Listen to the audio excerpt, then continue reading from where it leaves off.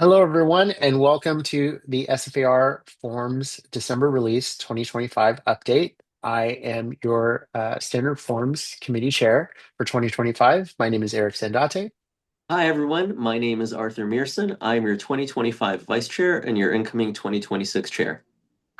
And today, Arthur and I are going to take you through a number of forms that we have updated, and we'll be going through these one by one. The first one being the purchase agreement, the contingency removal, the license to use after property, the license to use after close of escrow, excuse me, the San Francisco seller disclosure, and the general information for buyers and sellers in SF, and the condo co-op financial disclosure. Starting with the San Francisco purchase agreement, a document we all use daily, we've reorganized this purchase contract in a way to maximize efficiency. We've gone from 10 pages down to 9. And so we're going to highlight just some of the bigger changes rather than the reorganization. Starting with what used to be our paragraph 5. This is their credit section where a buyer can ask the seller to participate in either their buyer's broker's compensation and or they can ask the seller to participate in some sort of closing cost credit. We have reorganized this paragraph here a little bit. The top part is the area in which a buyer would request a seller to compensate their broker, either by providing a certain percentage in this first checkbox or a flat fee in the second checkbox. So they'd have one of the two options. One of the bigger changes to note, though, in this paragraph is that and we've made this change in accordance with what CAR's policy is regarding this compensation paragraph. And that is that the seller's broker is no longer required to confirm the amount specified in the buyer broker agreement. Previously, our contract said that if a buyer's broker did not provide the agreement and it could not be verified, then the credit would be void. So that is no longer the case. This has been changed. And again, this practice is similar to what CAR is doing. The next section is section B, 7B. This is an area in which a buyer could request that the seller provide some sort of closing cost credit to be used for anything in the transaction, whether it's prepaid HOAs, parking, or just closing costs, points, what have you. So that would be B is for any other credits that don't relate to a buyer's broker's compensation. So two very different concepts there.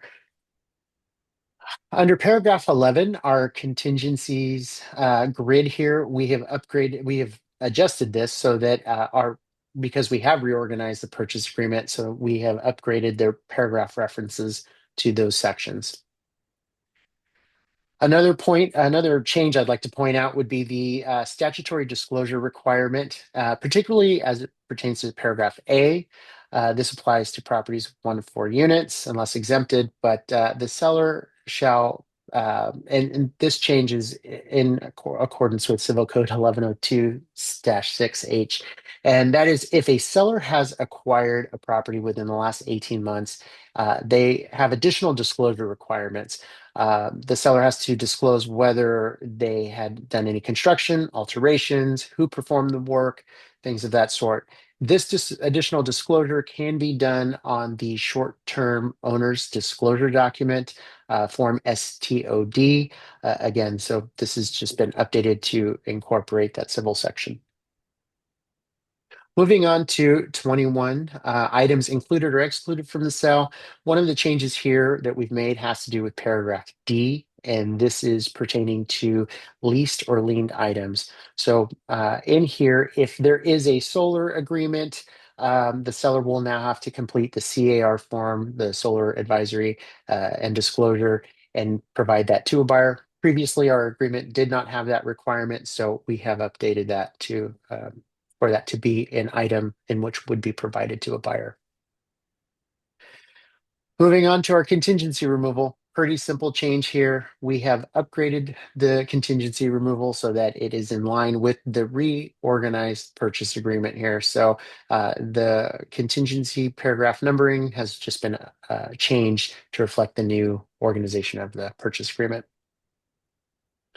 Okay, so moving on to probably a bigger change here. The seller license to use after close of escrow disclosure has been revamped. This is now the seller limited temporary revocable license to use property after close of escrow addendum, or SLU. One of the things to note here that we really tried to drive home is that this occupancy period is a temporary situation, and it does not create a landlord-tenant relationship. So in under paragraph one, the buyer would provide a termination date in which the seller has the right to remain in the property, and or they can check a number of days after the close of escrow.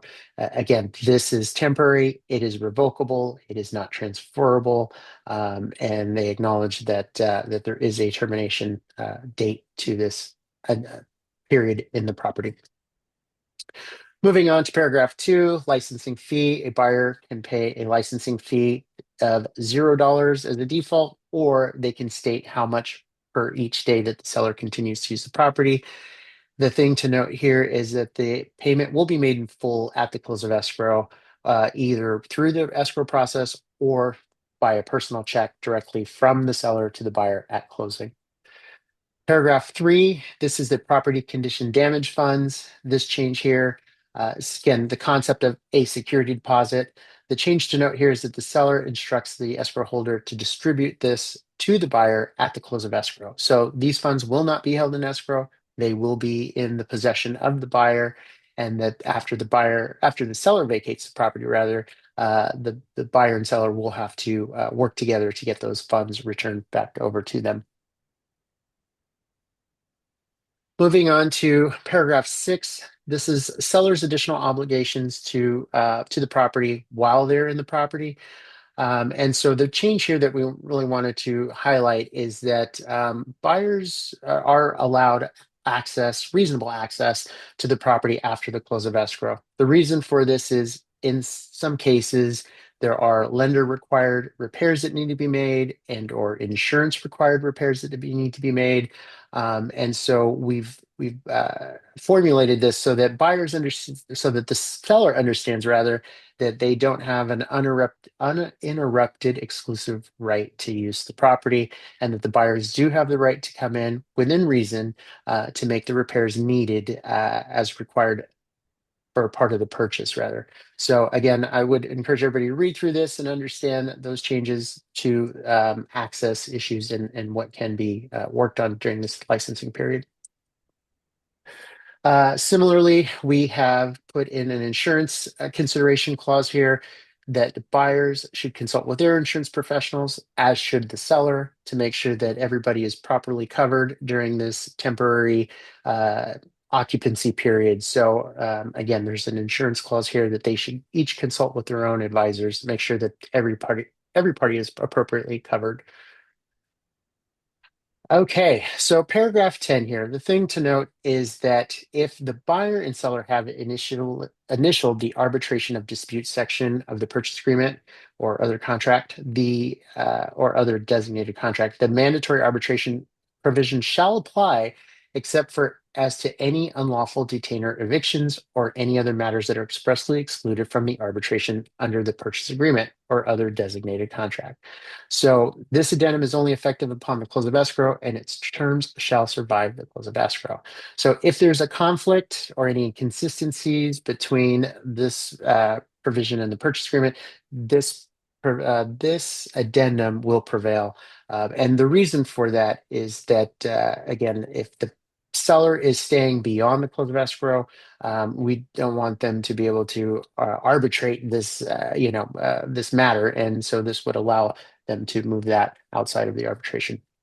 Finally, limitation of responsibility. This paragraph here lets the buyer and seller know that real estate agents that are not property managers and have no responsibility in post-closing duties, such as making sure that the security deposits are returned and or collecting and dispersing any other funds. So again, that's a change that has been made.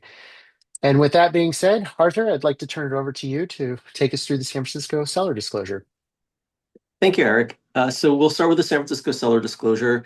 And here we made a change to the third component of the SFSD. That's the one relating to tenant occupied and multi-unit income properties. And the change that we made is the addition of three new questions. And these three new questions all relate to the rent board housing inventory, also known as the rent registry. As many practitioners are aware, around 2021, San Francisco passed an ordinance that now requires property owners to report certain information about units that are in the city, things like number of bedrooms, square footage, so on and so forth. And in exchange for providing this information to the rent board then issues a rent increase license, allowing those property owners as landlords to increase the rent according to the rent control limits. These three questions now require sellers to inform the buyer about whether they complied with the registry rule, whether they've increased any rents since this law went into effect, and whether those rent increases were done subject to the rent increase license. As always, the seller can answer yes, no, or I don't know. And of course, importantly, we appreciate that there are many practitioners and many property owners in the city that may not be aware of this ordinance, may not know how it applies to them. And we recommend that if you receive any questions along those lines, that you direct your seller to a qualified California real estate attorney that can explain this law to them and whether they're subject to it and how to answer these questions. So these are the three questions. And with that, let's move to the next change that we made. So there's a couple of changes that we made to the GIBS, the Disclosures and Disclaimers Advisory. The first is a revamp of paragraph 53. Previously, paragraph 53 really focused on only one of the three laws that are now potentially affecting properties in San Francisco. And that law was Local Housing Code Section 604, that generally requires property owners in 3+ unit buildings and in hotels that have 6 or more guest rooms to conduct inspections every 5 years of both metal and wood appendages, which are elevated walkways, balconies, decks, things of that nature, for any hazards. And if any hazards are identified, they need to be repaired. And this law also requires filing a affidavit with the Department of Building Inspection. Since that law went into effect, and more recently, and since the tragic balcony collapse in Berkeley that happened a number of years ago, at the state level, a couple of new laws have now been enacted. And those two laws effectively do the same thing, or roughly the same thing. And those are SB 326, now Civil Code Section 5551, and Health and Safety Code Section 17973, SB 721. Both of these laws generally require that properties that have 3 or more units be inspected for hazards in their exterior elevated elements. Again, things like walkways, balconies, decks that are primarily made out of wood and that may have dry rot or other weather issues that might make them unsafe. And if any hazards are identified, those hazards have to be corrected. The way that these laws differ from each other is SB 326, Civil Code Section 5551, applies only to condo properties, whereas SB 721 applies to 3+ unit buildings that are not parts of a common interest development, and that includes things like condos and co-ops.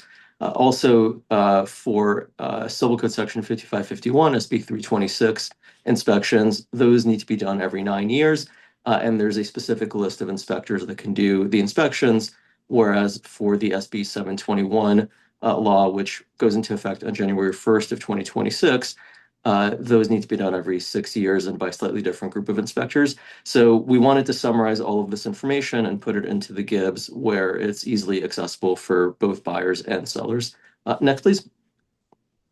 The other change that we made to the GIBS is a brand new paragraph, paragraph 54, that is an advisory about concrete buildings. And as many of you may be aware, San Francisco right now is implementing a program to try to identify those concrete buildings, generally your older, larger buildings, that may be at a higher risk of collapse in the event of a large earthquake. This is a developing story, and this law of right now there is no requirement for any kind of retrofit or anything other than the city trying to identify which buildings may be vulnerable. But as we know from our experience with the soft story ordinance, a lot of times when something starts off as just a program to identify in San Francisco, new legislation is then passed to create either a voluntary or mandatory retrofit requirement. So we wanted to make sure that buyers and sellers are aware of these developments. And of course, in future years, we'll update the GIBS as necessary if any legislation is passed or if things change. Next, please. Finally, the condo co-op financial disclosure. We updated this to address, again, that Civil Code Section 5551 or SB 326 law that we were just discussing. And what we did with the COCO is we added this new question number 17. And this question, it applies only to condo buildings. Remember, co-ops are a type of common interest development, so they're not covered by either SB 326 or SB 721. So only for condo buildings, we are now asking sellers or the managers for the association or whoever is responsible for filling out the COCO to identify for the buyer whether the SB 326 inspections have taken place, and if so, also attach copies of any reports that were generated following that inspection. So hopefully that's fairly straightforward. And now buyers will be able to more easily get information about whether their condo building is in compliance with SB 326. And with that, I turn it back to Eric. Yeah, and so we would just like to thank you all for attending today's forms update. If you have any questions about any of the material that's been discussed, please feel free to email us at forms@sfrealtors.com. We will be happy to respond and provide some additional information for any questions that you may have. Again, thanks for attending and thank you. Thank you very much, everyone.